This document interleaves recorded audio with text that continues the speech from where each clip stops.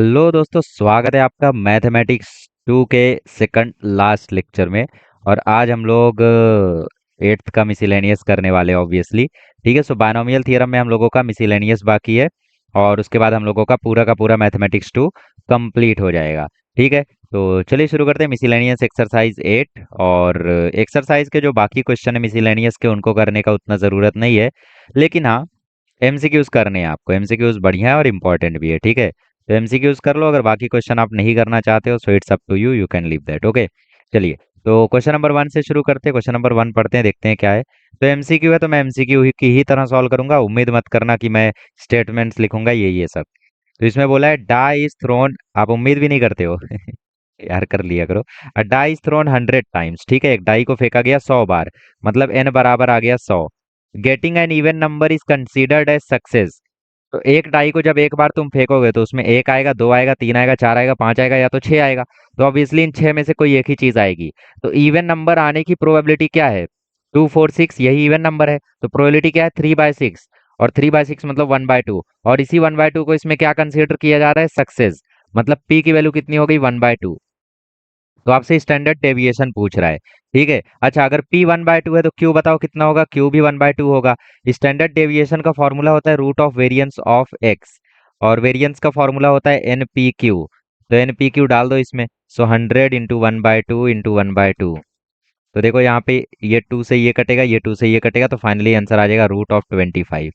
2 से पहले कटेगा तो 50 आएगा, फिर 2 से कटेगा तो 25 आएगा, और 25 का रूट होता है 5। तो बेसिकली आंसर आ गया बी। समझ में आया? इवन नंबर आने की प्रोबेबिलिटी 1/2 थी। ढाई को 100 बार फेंका तो n बराबर 100। और फॉर्मूला होता है एन पी क्यू। अगर p 1/2 है तो q भी 1/2 होगा। तो एन पी क्यू आ गया स्टैंडर्ड डिवीजन।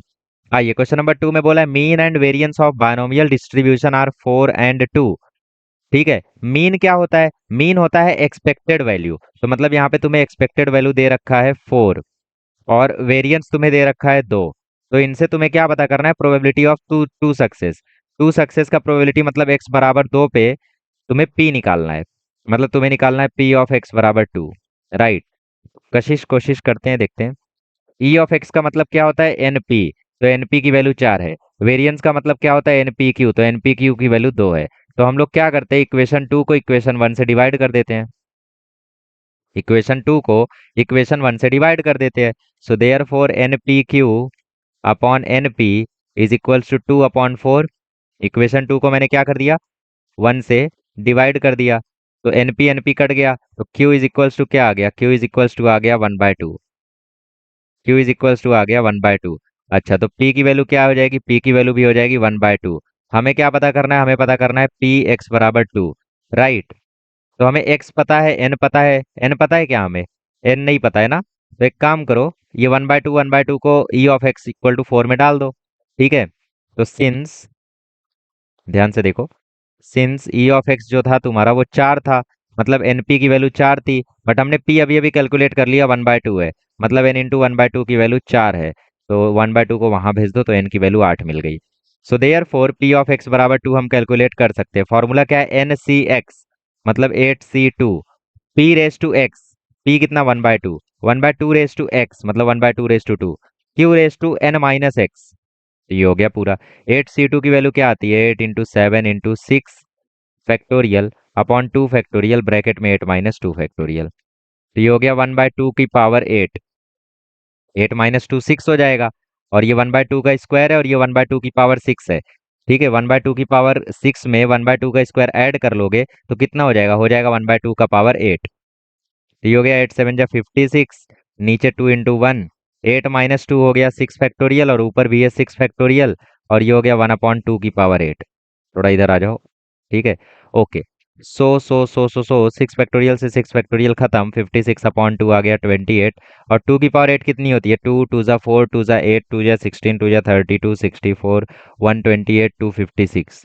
तो 256 होती है, मतलब आंसर आ गया 28/256। ओके, है ऑप्शन, ऑप्शन डी।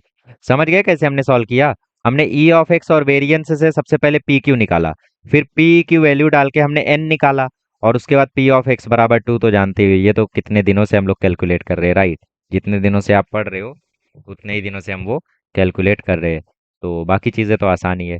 आइए क्वेश्चन नंबर 3 करते हैं। क्वेश्चन नंबर 3 में बोला है पी ऑफ एक्स बराबर 4 जो है वो पी ऑफ एक्स बराबर 3 के इक्वल है और एन की वैल्यू 5 है। ठीक है, तो क्वेश्चन नंबर 3 में क्या बोला है? पी ऑफ एक्स बराबर 4 जो है वो पी ऑफ एक्स बराबर 3 के इक्वल है और एन की वैल्यू 5 है। तो तुम्हें पी की वैल्यू बतानी है। तुम्हें पी की वैल्यू बतानी है, ठीक है। सो पी ऑफ एक्स बराबर 4 की वैल्यू कैसे निकालोगे? इसकी वैल्यू आएगी N C x P raise to x Q raise to N minus X. इसकी भी वही वैल्यू आएगी, N C x P raise to x Q raise to N minus X. Values डालो। तो एन सी एक्स मतलब 5c4, P raise to X, P कितना है वैसे, पी ही पता करना है ना, तो पी रेस टू 4, और q raise to N minus x मतलब q raise to 5 minus 4 is equals to n C x मतलब 5c3, p raise to x मतलब पी रेस टू 3, और q raise to N minus x मतलब q raise to 5 minus 3। MCQs बहुत बढ़िया बढ़िया है, ध्यान रखना, एमसीक्यूज मत मिस करना, ठीक है। सो देयर फोर 5c4 की वैल्यू हो गई 5 इंटू 4 फैक्टोरियल, अपॉन में आ गया 4 फैक्टोरियल इंटू 1 फैक्टोरियल। ठीक है, ये हो गया पी की पावर 4 क्यू की पावर 1। 5c3 की वैल्यू आ गई 5 into 4 into 3 factorial upon 3 factorial into 2 factorial. समझ रहे हो ना एनसीआर की वैल्यू कैसे लिख रहा हूँ? N factorial upon R factorial, N minus are factorial, ठीक है। पी की पावर 3 और ये क्यू की पावर 2। अब जरा ध्यान से देखो, क्यू की पावर 1 से ये खत्म, पी की पावर 3 से ये खत्म, तो यहाँ पे पी बचा है, यहाँ पे क्यू बचा है। सो देयर फोर यहाँ से 4 फैक्टोरियल खत्म, 3 फैक्टोरियल खत्म, 2 2 जा 4। ठीक है, तो यहाँ पे बचा है 5p और यहाँ पे बचा है 10q। सो देयर फोर पी बराबर आ गया 2q। ठीक है, but since P plus Q की जो वैल्यू है वो 1 होती है, तो इसका मतलब पी की जगह हम 1 माइनस क्यू डाल सकते हैं। सो पी की जगह 1 माइनस क्यू डाल दो, तो 1 माइनस क्यू बराबर 2q। ठीक है, so therefore one is equals to आ जाएगा 2q plus q. So therefore one is equals to आ जाएगा 3q। So therefore q is equals to आ जाएगा 1/3। और अगर क्यू 1/3 है तो पी आ जाएगा 1 - 1/3, मतलब पी आ जाएगा 2/3। समझ गए ना, बेसिकली इन दोनों को हमें इक्वल करना था और फिर p plus Q is equals to 1 का रिलेशन यूज करके p पता करना था। तो ये हो गया हमारा p, that is 2/3, that is option D. आइए ये वाला क्वेश्चन करते हैं, फोर्थ वाला। इसमें भी सेम है, n बराबर 4 है बस। So since p of x बराबर 4 जो है वो p ऑफ x बराबर 3 के इक्वल है। ठीक है, p ऑफ x बराबर 3 के इक्वल है, तो फॉर्मूला क्या है? x बराबर 3 x बराबर 2 के इक्वल है ना, when you distract your self. Style मार रहा था गाइस कि मतलब बिना देखे भी करेक्ट लिख रहा हूँ। अच्छा, अच्छा 3 टाइम्स बोला है अब की बार। ओहो 3 टाइम्स बोला है तो कोई फर्क नहीं पड़ेगा, बस 3 टाइम्स कर दो और क्या। ओके, सॉल्व करते हैं। तो पी ऑफ एक्स बराबर 3, फॉर्मूला क्या है? N C x P raise to x Q raise to N minus x. इधर भी 3 n c x p raise to x q raise to n minus x. चलिए values put up करते हैं। So n सी x मतलब n की value 4, तो 4c3, p raise to x मतलब p raise to 3, q raise to n minus x मतलब 4 - 3। इधर 3 times N C x मतलब 4c2, p raise to x मतलब p रेस टू 2 और q raise to 4 - 2। 4c3 की value 4 होती है, ये हुआ p क्यूब और ये हुआ q, ये 3। 4c2 की वैल्यू 6 होती है। ठीक है, कैलकुलेट करके दिखाऊं? क्या यार तुम लोग यार समझ नहीं पाते हो। देखो, ये 3 तो ये वाला है, ठीक है। 4c2 मैं कैलकुलेट करता हूँ, देखो 4c2 को मैं कैलकुलेट करता हूँ 4 फैक्टोरियल, 4 फैक्टोरियल को मैंने लिख दिया 4 × 3 फैक्टोरियल, ये 4 × 3 × 2 फैक्टोरियल लिख दिया, नीचे r factorial into n minus are factorial. तो ये 2 से ये 2 खत्म, ये 2 से ये 2 टाइम्स गया, तो 2 3 या देखो 6 आ रहा है। तो अब से याद रखना 4c2 6 होता है। ये पी स्क्वायर ये क्यू स्क्वायर। ठीक है, अब क्यू से ये खत्म, पी स्क्वायर से ये खत्म, तो मतलब 4p इक्वल 6q आ रहा है, ये वाला 3 और ये वाला 2।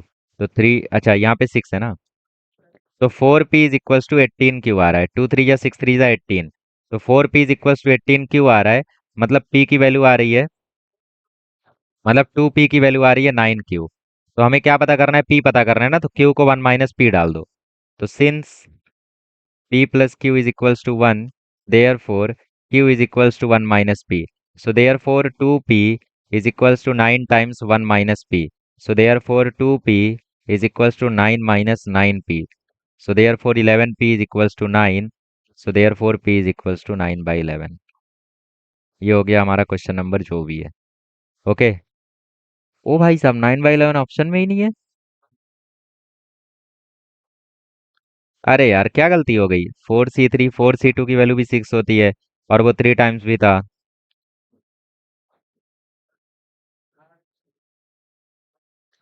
क्या बोलते हो गाइस, क्या गलती हो गई भाई? 4p is equals to 18 q, I am sorry, 4p is equals to 18 q, so 2p is equals to 9 Q.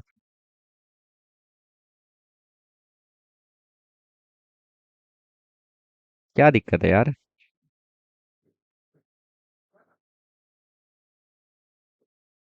4C2 4 3 2।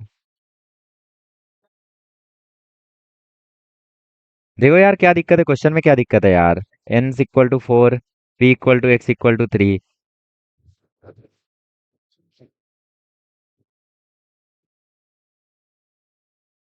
मुझे लग रहा है क्वेश्चन में कुछ दिक्कत है। अच्छा ये देखो, ये देखो, मेरी आंखें, यहाँ पे 2 टाइम्स है, ठीक है? तो ये 2, ये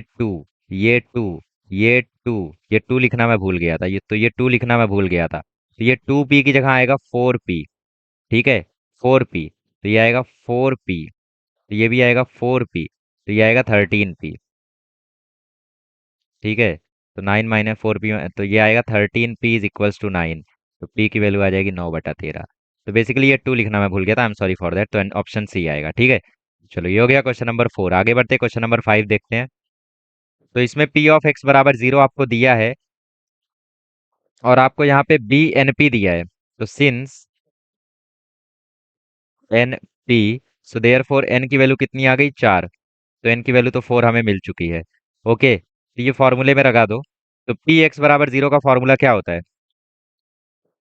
सिंस p(x = 0) का फॉर्मूला क्या होता है? p(x = 0) का फॉर्मूला होता है NCx p⁻x q⁻n - x। n की वैल्यू हमने 4 निकाली ना। कैसे? क्योंकि क्वेश्चन में हमें x टेंड्स टू 4, p दिया है, तो मतलब 4 क्या हो गया, n हो गया। याद करो पिछले का पिछला लेक्चर, मैंने आपसे बोला था क्वेश्चन ऐसे आएंगे जिसमें 4, 1/2 लिखा रहेगा, तो तुम्हें समझना रहेगा कि n की वैल्यू 4 दिया है। ठीक है, तो p(x = 0) की वैल्यू 16/81 है, क्या 16/81 है? सो p(x = 0) है 16/81। 4c0 की वैल्यू 1, p⁻0 की वैल्यू 1, और ये हुआ q⁴। तो 16/81 को मैं लिख सकता हूँ 2/3 की पावर 4, और इस साइड है q⁴। तो पावर 4 खत्म, मतलब q की वैल्यू आ गई 2/3। तो q ही पूछा है ना, p(x = 4) पूछा है। तो q की वैल्यू अगर 2/3 है तो p की वैल्यू हो गई 1/3। तो p(x = 4) निकाल दो। p(x = 4) का फॉर्मूला आ जाएगा 4c4 p⁻4 q⁻4 - 4। तो 4c4 की वैल्यू 1, और p⁻4 मतलब 1/3 की पावर 4, और ये तो 1 हो गया, तो 1/3 की पावर 4 हो जाएगा 81। तो 1/81 आ गया हमारा फाइनल आंसर। स्क्रीनशॉट ले लो। चलो, सो 1/81 हो गया यहाँ पे, ऑप्शन बी। ओके, चलिए क्वेश्चन नंबर 6 पढ़ते हैं। ठीक है, क्वेश्चन नंबर 6 में क्या बोला, the probability of a shooter hitting a target is 3/4। मतलब p यहाँ पे 3/4 है, तो q कितना हो गया, q हो गया 1/4। तो यहाँ पे बोला है how many minimum number of times must he fire so that probability of hitting the target at least once at least once is more than 0.99। मतलब तुम्हें अब की बार n निकालना है।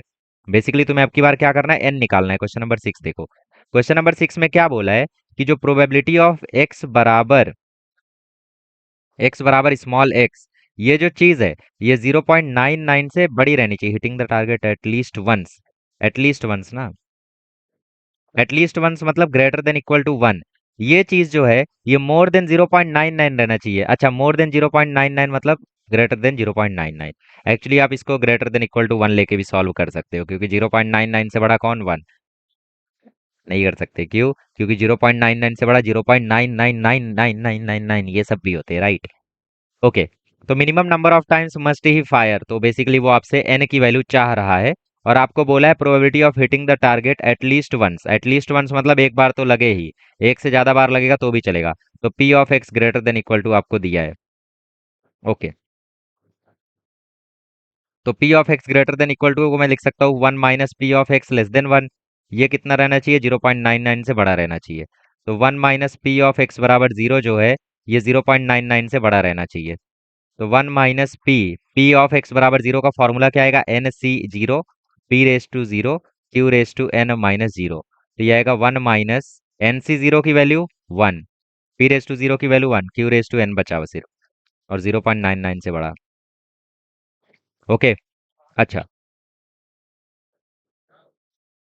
Okay. Okay.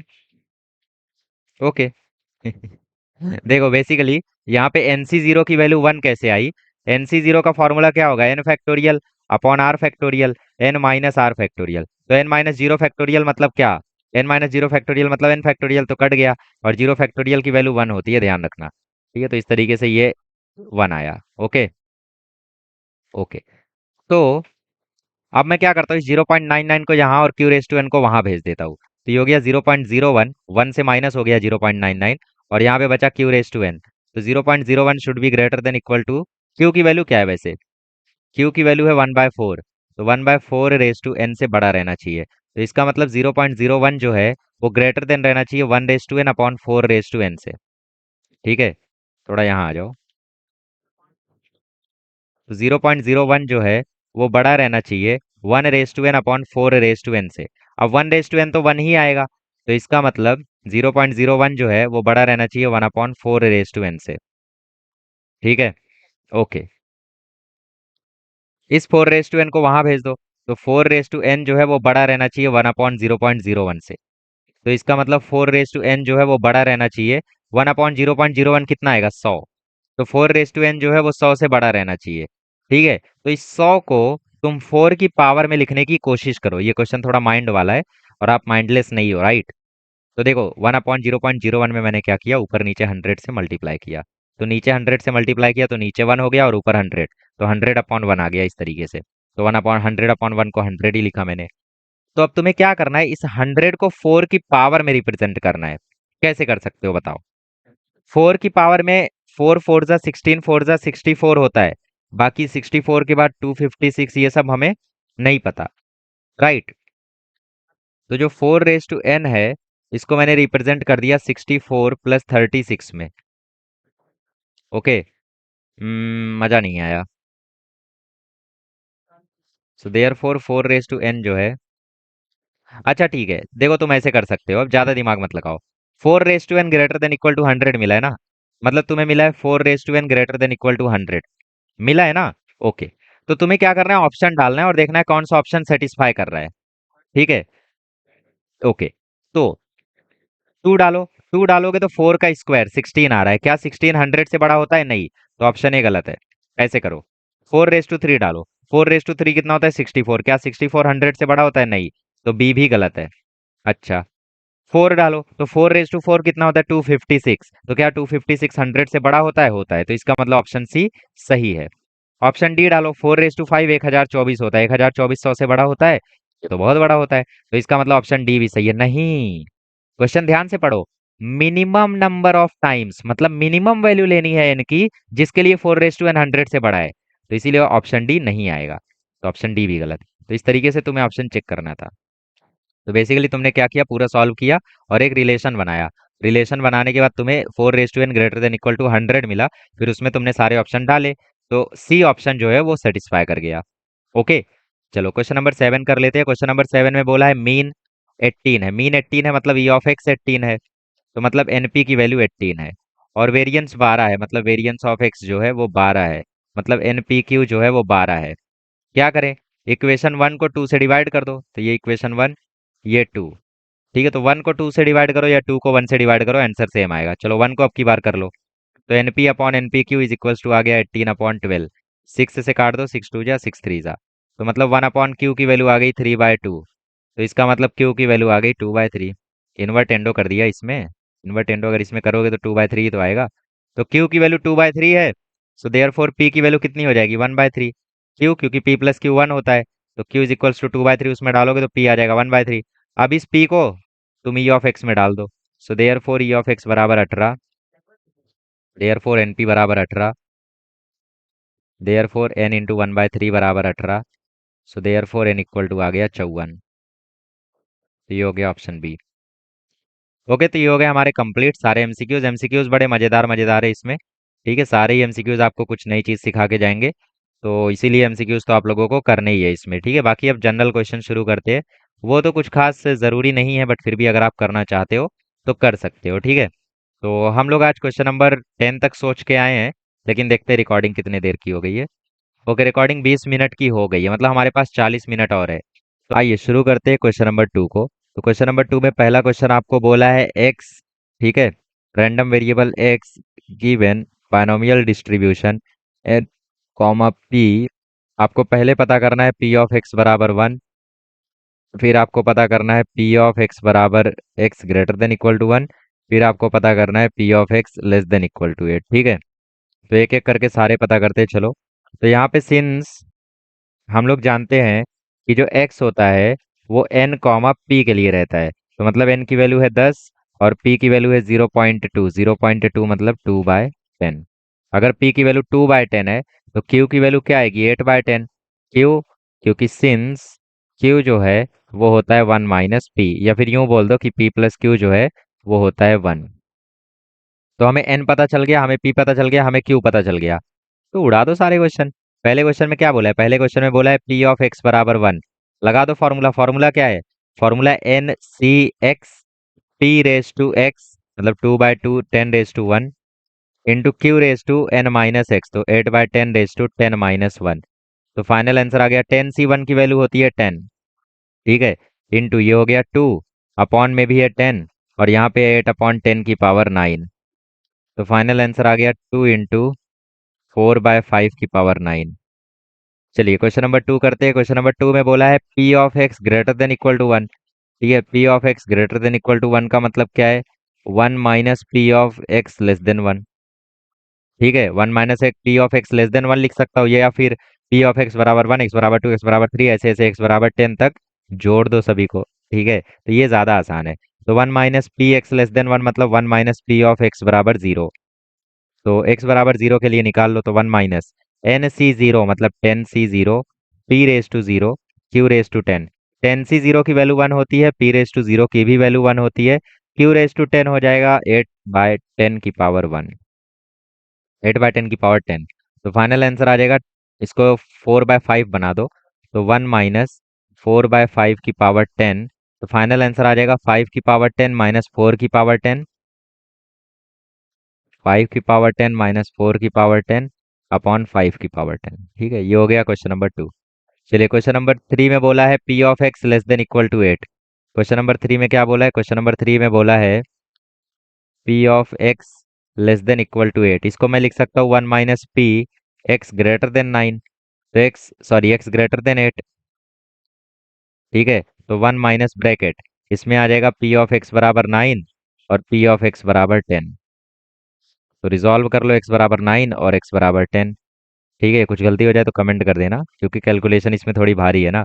N C x मतलब 10C9, P raise to x मतलब 2/10 raise to 9, q raise to N minus x मतलब 8/10 raise to 10 - 9, plus n C x मतलब 10C10, P raise to x मतलब 2/10 रेस टू एक्स, ठीक है। और q raise to 0 हो जाएगा, क्यू रेस टू 0 ही लिखो, सिर्फ 1 ही होना है वैसे भी। ओके, आइए रिजॉल्व करते हैं। 1 माइनस 10C9 की वैल्यू 10, ये हो गया 2 की पावर 9।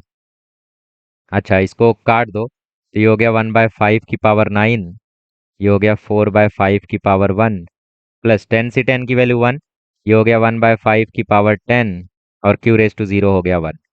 तो बस यार इसको यहीं पे छोड़ दो सिंप्लीफाई करके। कैसे सिंप्लीफाई करके देखो, ये 4/5 की पावर 1 है ना, तो 5 × 2 = 10, 2 × 4 = 8, तो ये हो गया 8 × 1/5 की पावर 9 प्लस ये हो गया 1/5 की पावर 10।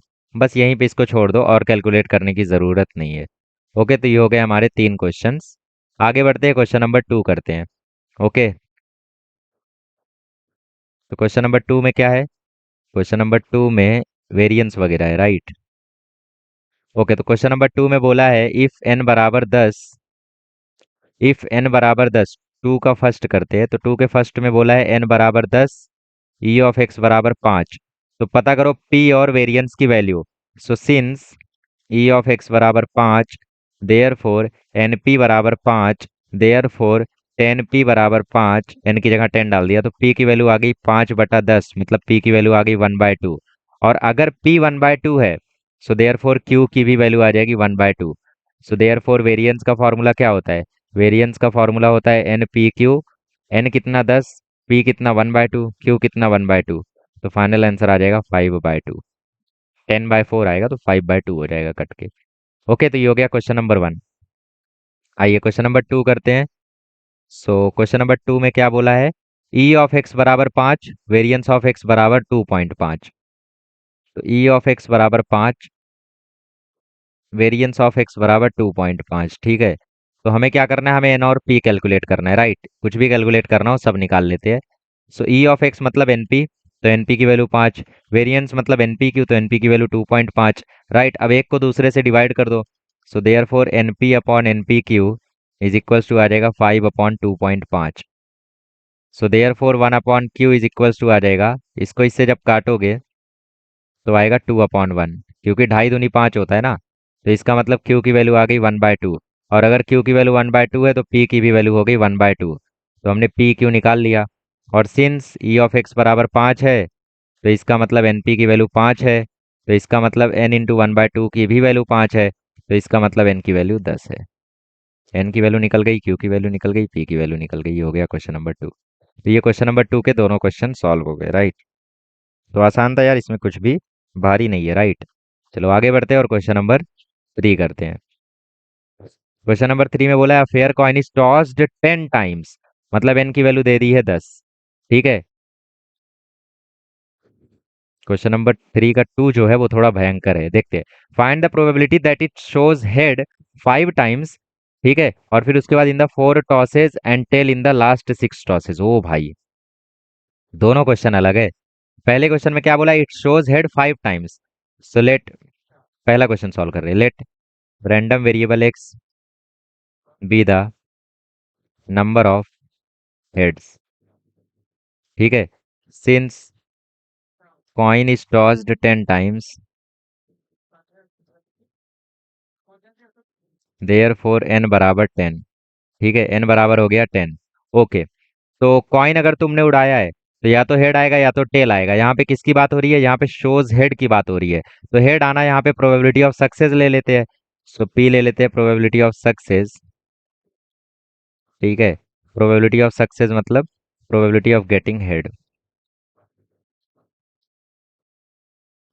ठीक है, क्यू हो गया probability of failure.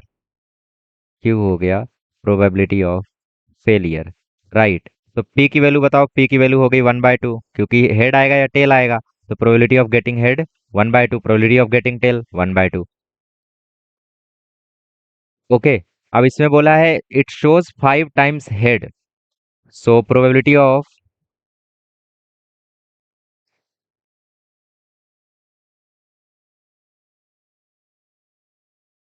Getting head 5 times is equals to p of x बराबर 5, राइट? अच्छा, therefore binomial distribution is x, n कितना है? 10। पी कितना है? 1/2। तो 10, 1/2 तुम्हारा बायनोमियल डिस्ट्रीब्यूशन हो गया।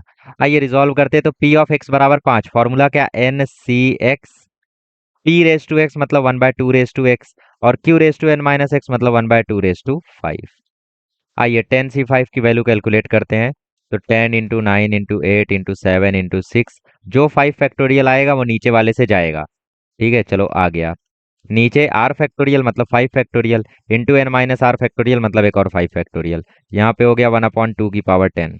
तो ये हो गया 10 × 9 × 8 × 7 × 6। 5 फैक्टोरियल कट गया, एक 5 फैक्टोरियल बचा, मतलब 5 × 4 × 3 × 2 × 1। ये हो गया 1/1024। आइए रिजॉल्व कर लेते हैं। सो 5 2s आर 10, 3 2 6 2 4। ठीक है, ओके। 4 2 56 जा,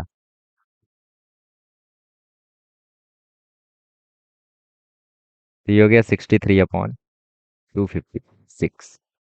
ओके, तो क्वेश्चन नंबर 2 में क्या बोल रहा है? फर्स्ट 4 टॉसेज में हेड आए और अगले 6 टॉसेज में टेल आए। तो अगर तुम देखो तो हेड आने की भी प्रोबेबिलिटी 1/2 है और टेल आने की भी प्रोबेबिलिटी 1/2 है। तो बेसिकली पहले 4 टॉस में अगर हेड आया है तो अगले 6 टॉस में टेल आने का मतलब क्या है? अगले 6 टॉसेज में टेल आने का मतलब है कि अगले 6 टॉसेज में हेड नहीं आया है, सिंपल। तो बेसिकली तुमसे क्वेश्चन में कुछ और नहीं बल्कि पी ऑफ एक्स बराबर 4 पूछ रहा है। ठीक है, वो ये पूछ रहा है कि भैया पहले 4 बार में क्या है? हेड आ जाए, फर्स्ट 4 टॉसेज में हेड आ जाए और फिर उसके बाद टेल आता रहे। तो बेसिकली क्वेश्चन में तुमसे पी ऑफ एक्स बराबर 4 पूछ रहा है, मतलब 4 हेड आए। बेसिकली क्वेश्चन के कहने का क्या सेंस है? क्वेश्चन के कहने का सेंस है कि 6 बार टेल, 4 बार हेड, बस। तो 4 बार हेड मतलब पी ऑफ एक्स बराबर 4, और बाकी कितने भी बार टेल वेल रहने दो। तो बेसिकली क्वेश्चन में कुछ और नहीं बल्कि हेड के ही पूछ रहा है, ठीक है। सो पी ऑफ एक्स बराबर 4, ये हो जाएगा एन सी एक्स मतलब 10 C4 p raise to x. Basically 1/2 raise to 10 ही आना है, क्योंकि यहाँ पे 1/2 रेस टू 4 होगा, फिर उसके बाद बगल में 1/2 रेस टू 6 होगा, राइट। तो 1/2 raise to 4 1/2 raise to 6 end में जुड़ के 1/2 रेस टू 10 ही होंगे। ओके, 10 C4 की वैल्यू कैलकुलेट करो, 10 × 9 × 8 × 7 × 6 फैक्टोरियल। नीचे आर फैक्टोरियल हो जाएगा 4 फैक्टोरियल, और एन माइनस आर फैक्टोरियल मतलब 6 फैक्टोरियल, और ये हो गया 1/2 की पावर 10। 6 फैक्टोरियल 6 फैक्टोरियल साफ हो गया। 4 फैक्टोरियल की वैल्यू होती है 24। अच्छा देख लो, 10 × 9 × 8 × 7, नीचे आया है 4 × 3 × 2, और ये आ गया 1/1024। ओके, सो ये हुआ 3 3 × 9, 2 5 × 10, 4 2 × 8। सो 5 3 × 15, 2 × 30, 7 × 210, राइट। सो 210/1024, 2 से काट दो तो 105/512। 3 से कट रहा है क्या? नहीं, तो ये हो गया आंसर हमारा, 512 आंसर हमारा। ठीक है, तो इस तरीके से ऐसे क्वेश्चंस को निपटाते हैं। बेसिकली यार क्वेश्चन का सेंस वही था कि पहले 4 टॉस में हेड आए मतलब पी ऑफ एक्स बराबर 4 कैलकुलेट कर दो। ठीक है, लास्ट में टेल आ रहा है तो उससे हमें लेना देना ही नहीं है। हमें किससे लेना देना है? हमें गेटिंग नंबर ऑफ हेड से लेना देना है ना। हमने रैंडम वेरिएबल क्या माना है? Number of heads. ओके, चलो क्वेश्चन नंबर 4 पे बढ़ते हैं फिर।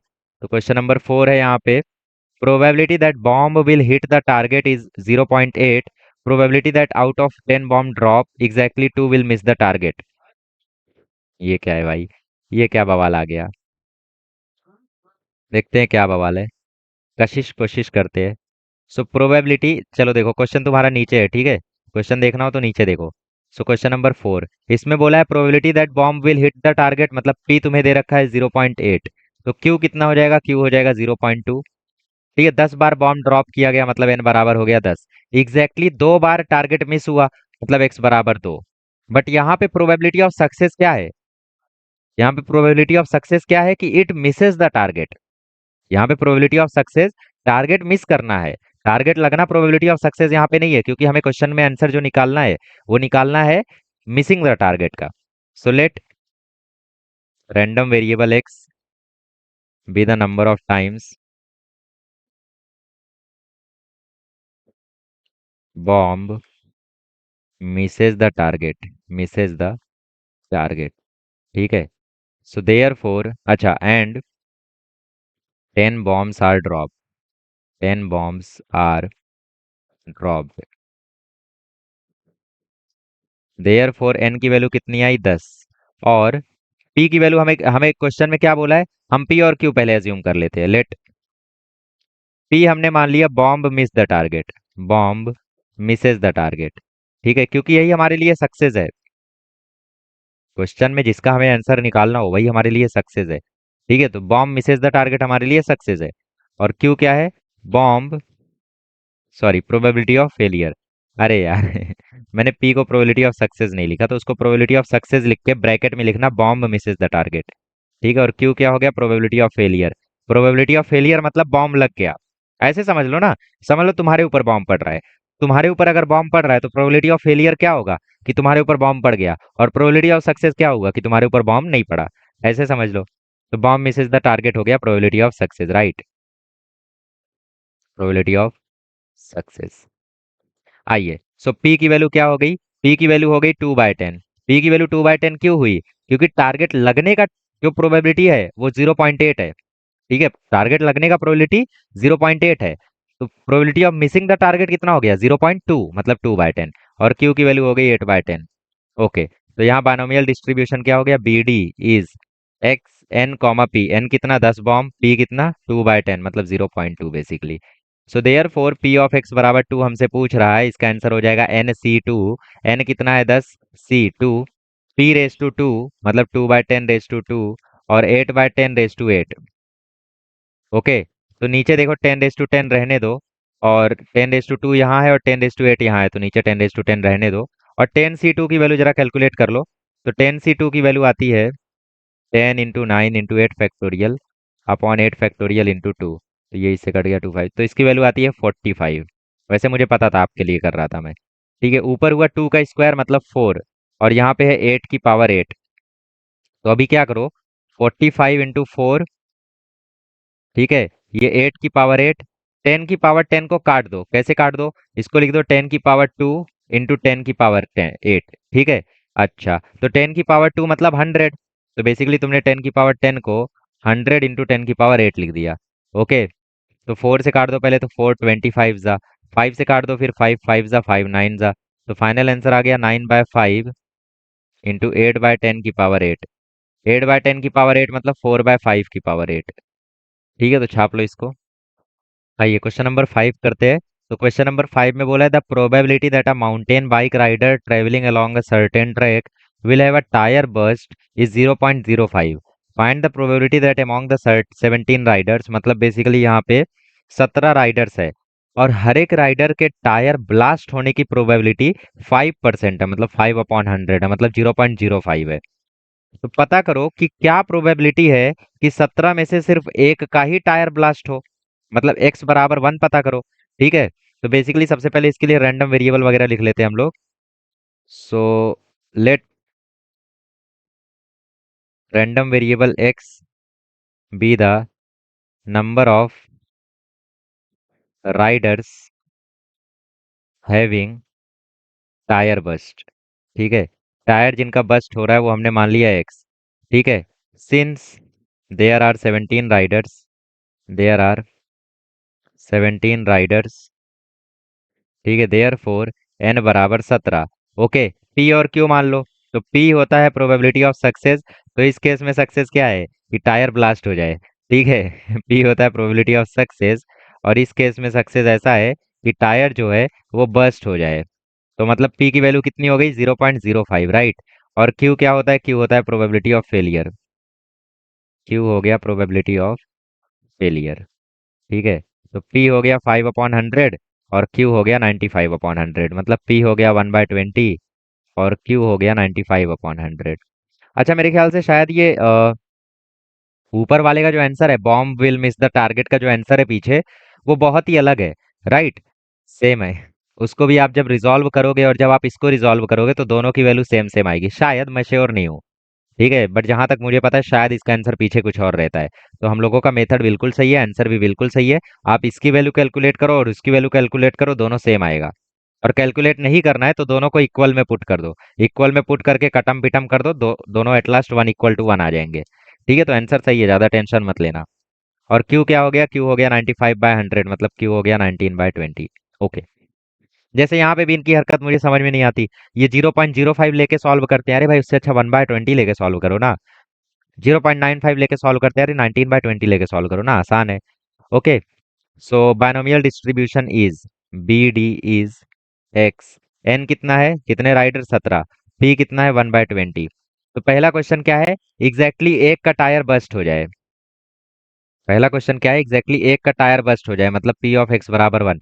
तो फॉर्मूला हो जाएगा NC(x) P(x) मतलब 1/20(1) और 19/20(n-x) मतलब 17 - 1 16। आइए रिजॉल्व करते हैं। सो 17C1 की वैल्यू आती है 17, ये अपॉन में 20 मल्टीप्लाइड बाई ये 19 की पावर 16 और अपॉन में 20 की पावर 16। तो आंसर आ जाएगा 17 × 20 इंटू 19/20 की पावर 16। ठीक है, इस तरीके से आप इसको रिजॉल्व कर दो।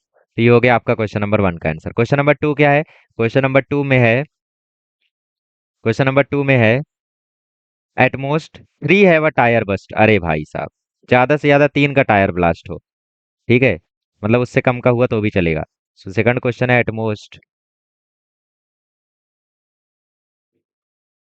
3 हैव अ टायर बस्ट। तो इसका मतलब ये आपसे पूछ रहा है p of x less than equal to 3। ठीक है, सबसे ज्यादा से ज्यादा कितनों का हो, 3 का हो। तो p of x less than equal to 3 आपसे पूछ रहा है, मतलब ये आपसे पूछ रहा है पी ऑफ एक्स बराबर 0 प्लस पी ऑफ एक्स बराबर 1 प्लस पी ऑफ एक्स बराबर 2 प्लस पी ऑफ एक्स बराबर 3। भाई साहब, इतनी सारी चीजें पूछ रहा है यार, ये तो मुश्किल हो गया। चलो कैलकुलेट करते हैं। सो पी ऑफ एक्स बराबर 0, फॉर्मूला बोलो।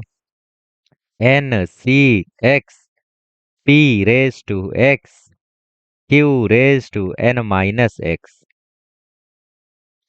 Plus n C x p raise to x, ठीक है, पी रेज टू एक्स मतलब 1/20 raise to x q raise to N minus x plus n C x p raise to x q raise to N minus x. ठीक है, p of x बराबर 3 बोलो। N C x p raise to x q raise to N minus x. ठीक है, अभी क्या करो, 19/20 की पावर 14 जो है वो कॉमन ले लो। ठीक है, सो यहाँ पे 19/20 की पावर 14 जो है वो मैंने कॉमन ले ली। तो यहाँ पे कितना बचा, यहाँ पे 17C0 1 हो गया, 1/20 की पावर 0 भी 1 हो गया, बचा 19/20 का पावर 17। 17 में से 14 कॉमन चला गया, तो बचा 19 cube upon 20 cube plus 17C1 की वैल्यू 17 होती है, अपॉन में 20 है, और 19/16 का पावर 16 था, 19/20 का पावर 16 था, 14 कॉमन चला गया, तो बचा 19 का स्क्वायर अपॉन 20 का स्क्वायर। 17C2 की वैल्यू होती है 17 × 16, 17 × 8, 17 8 कितना होता है यार, जल्दी बताओ। 17 8 136, 17 6 102 119 136। ओके, सो 136 1/20 का स्क्वायर इंटू 19 की पावर 15 अपॉन 20, 19/20। ठीक है, पावर 15 में से 14 कॉमन चला गया तो बचा 1। 17C3 की वैल्यू होती है 2 3 या 2 8 जा 3 5 जा 5 8 जा 40, 17 जा 17 40 जा कितना होता है, 17 40 जा 680 होता है, 17 40 जा होता है 680, तो ये हो गया 680। 1/20 का होल क्यूब मतलब ये हो गया 1/20 का क्यूब। ठीक है, और यहाँ पे बचा 1, क्योंकि बाकी सब तो कॉमन चला गया ना। अब इस पूरे को आपको सिंप्लीफाई करना है, तो आप पर छोड़ दूं ये जिम्मेदारी। तो देखो हम लोग 20 का क्यूब भी कॉमन ले सकते हैं, 20 का क्यूब भी देखो हर जगह कॉमन आ रहा है, तो ये हो गया 19/20 की पावर 14। डिनोमिनेटर में हर जगह आ रहा है 20 का क्यूब, तो हर जगह आ गया 20 का क्यूब। यहाँ भी 20 का क्यूब, यहाँ भी 20 का क्यूब, यहाँ भी 20 का क्यूब, यहाँ भी। तो ऊपर ऐड कर दो 19 का क्यूब प्लस 17 × 19 का स्क्वायर प्लस 136 × 19 प्लस 680। ठीक है, आइए रिजॉल्व करते हैं। सो रिजॉल्व होगा क्या ये, पता नहीं, सॉल्व कर रहे हैं बस। 19/20 की पावर 14, 19 का क्यूब कितना होता है यार, बोलो। 361 × 19 करो यार, 6561 होता है क्या, 9 1 जा 9, 9 6 जा 54, 9 3 जा 27, 1 1 जा 1, 1 6 जा 6, 1 3 जा 3, 9 5 8 6, 6859 होता है 19 का क्यूब। ठीक है, अब देख लेना यार, कुछ गलती हुई हो तो आई एम सॉरी। ठीक है, बाकी यहाँ पे आप लोगों को 19 का स्क्वायर 361, 361 × 17, फिर 136 19 जा, फिर उसके बाद 680, और नीचे है 20 का क्यूब। ठीक है, तो यही यहीं पे छोड़ दो यार, फालतू क्वेश्चन है, यहाँ पे क्या रिजॉल्व कर लोगे अब इसमें। ठीक है, देख लेना, अब आप एलसी वेलसी मार लेना और रिजॉल्व कर देना। ठीक है, चलो क्वेश्चन नंबर 3 करते हैं। क्वेश्चन नंबर 3 में क्या है, two or more have burst tyres. Two or more मतलब पी ऑफ एक्स बराबर 2 या तो 2 से ज्यादा, मतलब ये p of x greater than equal to 2 की बात हो रही है। तो क्वेश्चन नंबर 2 में क्या बोल रहा है कि या तो दो से ज्यादा, तो p of x greater than equal to 2 की बात हो रही है। तो बेसिकली आपसे पूछ रहा है p of x greater than equal to 2, इसको मैं लिख सकता हूँ 1 minus p x less than 2, मतलब ये हो जाएगा 1 माइनस पी एक्स बराबर 0 प्लस पी एक्स बराबर 1। ठीक है, चलो डाल दो values. So 1 minus p of x बराबर 0, फॉर्मूला लगाओ, एन सी एक्स। अच्छा, यहाँ से छाप लेते हैं, फॉर्मूला क्यों लगाना है, आ जाओ यहाँ से छाप लेते हैं। ठीक है, ये एक्स बराबर 0 और एक्स बराबर 1 ही तो था।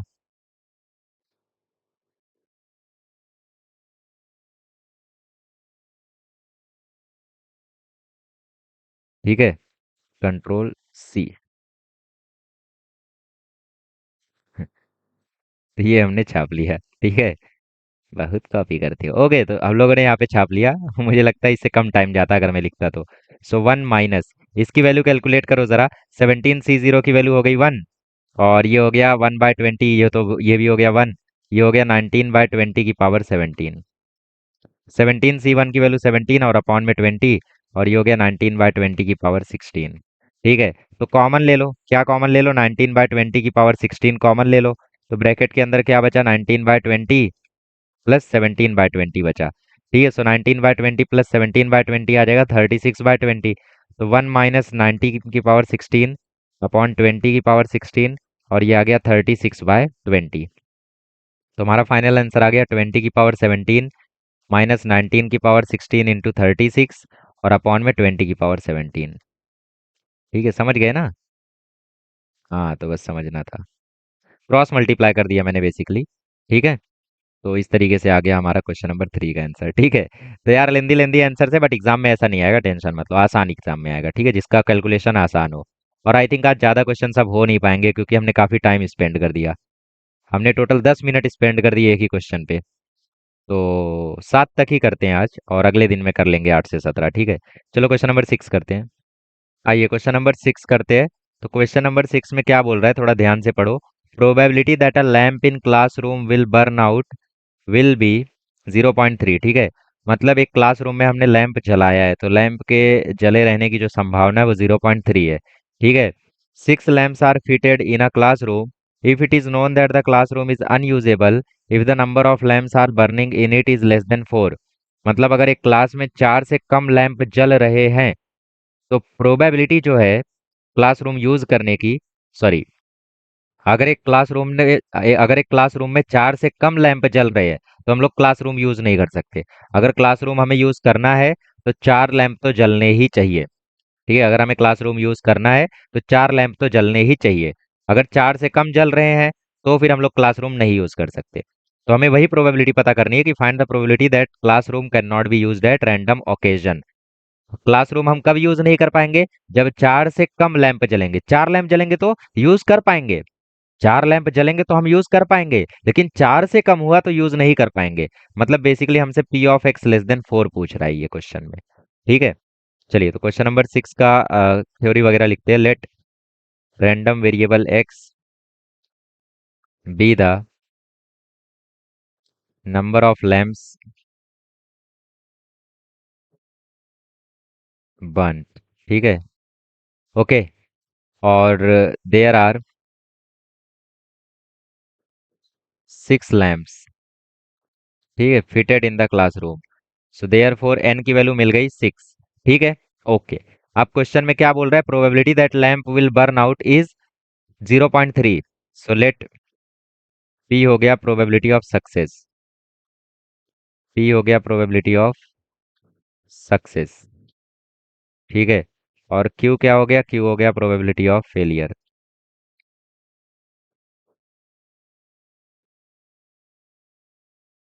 तो सक्सेस का दूसरा नाम क्या है, कि लैंप विल बर्न। ठीक है, okay. So therefore p की वैल्यू कितनी आ गई, 0.3, मतलब 3/10। तो क्यू की वैल्यू क्या आ जाएगी, 7/10।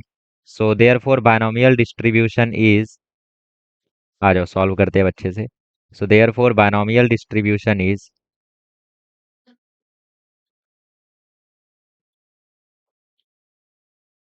X n comma p. N कितना है, 6, पी कितना है, 3/10। ठीक है, so therefore probability that classroom can not be used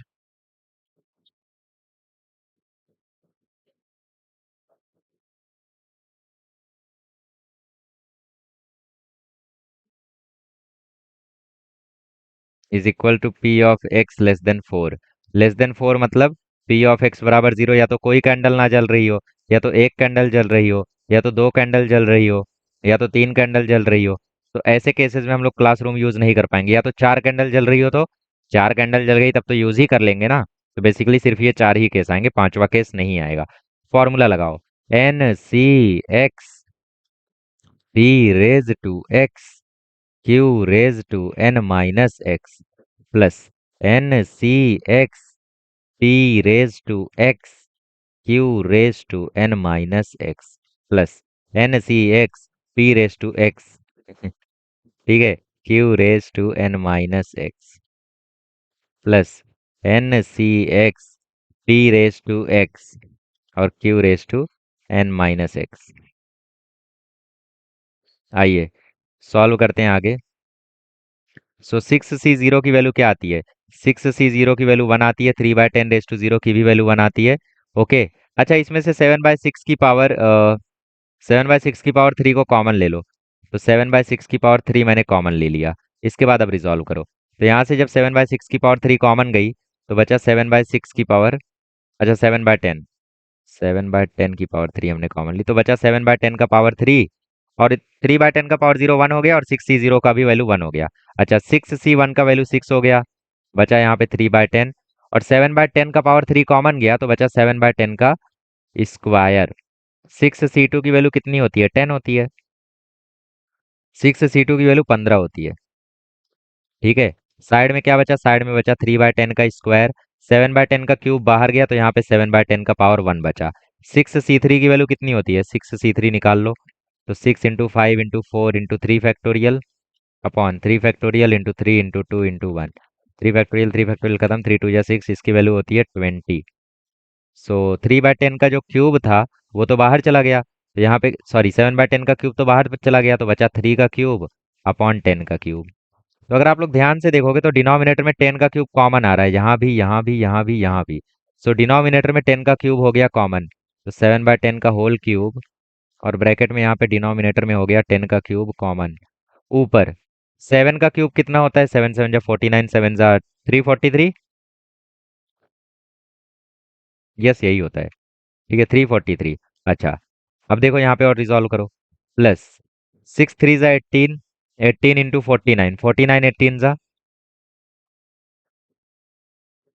okay, तो इसको फर्दर रिजॉल्व कर लेना आप लोग, मैं इसको छोड़ देता हूँ यहीं पे क्योंकि लेंदी कैलकुलेशन है यार, खोटा टाइम वेस्ट होगा। आ जाओ फाइनल क्वेश्चन करते हैं। अच्छा, इसको छाप लो, बाकी कैलकुलेशन है बस, और कुछ नहीं है। क्वेश्चन तो बड़ा ही चिंदी था। चलो छाप लो, चेक भी कर लेना एक बार, हो सकता है मेरे से कुछ गलती हुई हो, राइट। तो छठा क्वेश्चन ये रहा। आ जाओ सातवां क्वेश्चन करते हैं। सातवें क्वेश्चन में बोला है list of 100 items contain 10 defective items. तो probability of getting defective item हो गया 10/100। आगे क्वेश्चन पढ़ो। 5 items are selected at random and from the lot and send to retail store. ठीक है। तो what is the probability that the store will receive at most one defective item? मतलब ये p of x less than equal to 1 पूछ रहा है। ठीक है। So let random variable x be the number of defective items. ये हो गया नंबर ऑफ डिफेक्टिव आइटम्स। ठीक है। सो देयर आर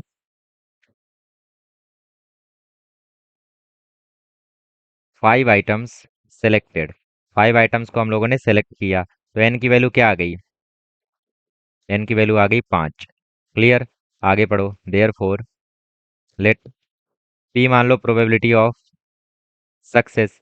तो सक्सेस यहाँ पे क्या माना जाए? डिफेक्टिव होना सक्सेस हो जाएगा, क्योंकि क्वेश्चन में वही पूछ रहा है। तो डिफेक्टिव आइटम मिलना मतलब सक्सेस मिलना। ठीक है, डिफेक्टिव आइटम। ठीक है।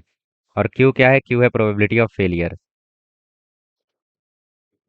तो पी की वैल्यू बताओ क्या आएगी? स्टोर में जो 100 सामान है और 100 में से 10 खराब है, तो 10/100 आएगी probability of getting defective item, मतलब 1/10। तो क्यू की वैल्यू क्या आ जाएगी? 1 - पी मतलब 1 - 1/10, मतलब क्यू की वैल्यू आ जाएगी 9/10। ठीक है, तो क्यू की वैल्यू आ गई 9/10। ओके। तो पी की वैल्यू 1/10, क्यू की वैल्यू 9/10। अब बोला है प्रोबेबिलिटी दैट द स्टोर। अच्छा, उससे पहले बायनोमियल डिस्ट्रीब्यूशन बना दो। Binomial distribution is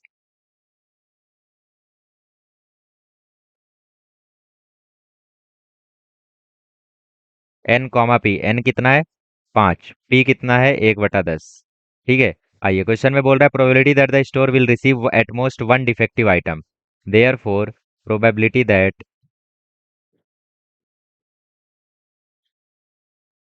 store will receive at most one defective item. At most one defective item मतलब p of x less than equal to 1, मतलब या तो 1 या तो 1 से कम, यही एटमोस्ट का मीनिंग होता है। तो मतलब ये हो गया पी ऑफ एक्स बराबर 0 प्लस पी ऑफ एक्स बराबर 1। तो आइए रिजॉल्व कर लेते हैं, ये तो आसान लग रहा है, शायद आसान हो। तो एन की वैल्यू कितनी है? एन की वैल्यू 5 है ना। चलो सॉल्व करते हैं। So n C x P raise to x q raise to N minus x plus n C x p raise to x q raise to N minus x. और ठीक है, 9/5 की पावर 4 ले लो अब कॉमन। तो 9/5 की पावर 4, सॉरी 9/10 की power 4 common ले लो। तो अंदर क्या बचा? अंदर ये तो 1 हो गया, उसके बाजू वाला भी 1 हो गया, तो यहाँ बचा 9/10। 5c1 की वैल्यू होती है 5, और ये 1/10 से मल्टीप्लाई कर दो, और ये तो कॉमन चला गया तो बचा 1। तो बेसिकली 9/10 में 5/10 जोड़ दो, तो ये हो गया 9/10 की पावर 4, और ये हो गया 9/10 प्लस 5/10। ठीक है, तो ये आ गया 14/10, और ये आ गया 9/10 की पावर 4। तो पीछे आंसर कुछ ऐसा लिखा होगा शायद, 0.9 की पावर 4, और ये 14/10। 14/10 को उन्होंने 1.4 लिख दिया है, राइट। तो फाइनल आंसर आ गया 1.4 इंटू 0.9 की power 4, p of x less than equal to 1। पहला ऐसा क्वेश्चन मिला जिसको हम पूरा सॉल्व कर पाए। तो जो क्वेश्चन हम पूरा सॉल्व कर पा रहे हैं ना, वैसा ही क्वेश्चन एग्जाम में आएगा भी। जिसमें बहुत झंझट हो रही है, 10-10 मिनट चला जा रहा है, वैसा क्वेश्चन एग्जाम में नहीं आएगा, टेंशन मत लो। क्योंकि पेपर सेट करते समय आपके कॉलेज वालों की तरह पेपर नहीं सेट किया जाता कि हाँ हाँ ये क्वेश्चन बढ़िया लग रहा है डाल दो, ये क्वेश्चन बढ़िया लग रहा है डाल दो। ऐसे पेपर नहीं सेट किया जाता। बोर्ड वाले पेपर सेट करते हैं कि स्टूडेंट उसे सॉल्व कर सके दिए हुए टाइम लिमिट के अंदर।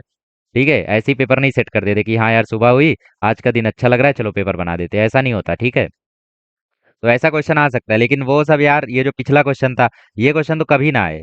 लिटरली ऐसा क्वेश्चन कभी ना आए, और आएगा भी तो उसमें आसान चीज पूछेगा, एग्जैक्टली टू, एटलीस्ट वन। क्योंकि एटलीस्ट वन को तुम पी ऑफ एक्स बराबर 0, एक्स बराबर 1 से कर सकते हो। आएगा भी तो आसान आएगा, राइट, जिसमें कैलकुलेशन इतनी बड़ी नहीं होगी। ओके, इसी के साथ आज का लेक्चर स्टॉप करते हैं। अब मिलेंगे हम लोग सीधा लास्ट लेक्चर ऑफ मैथमेटिक्स 2 में, ठीक है। वैसे तो लास्ट लेक्चर डेरिवेटिव का होगा, क्योंकि डेरिवेटिव का मिसिलेनियस बाकी है। पर ठीक है, इसका भी देख लेंगे मिसिलेनियस, मतलब इसी को हम लोग लास्ट लेक्चर डिक्लेयर करेंगे। वो डेरिवेटिव तो डिक्लेयर नहीं करेंगे, ठीक है, पर लास्ट तो वही होगा देखा जाए तो। छोड़ो, मिलते हैं अगले लेक्चर में। Thank you so much.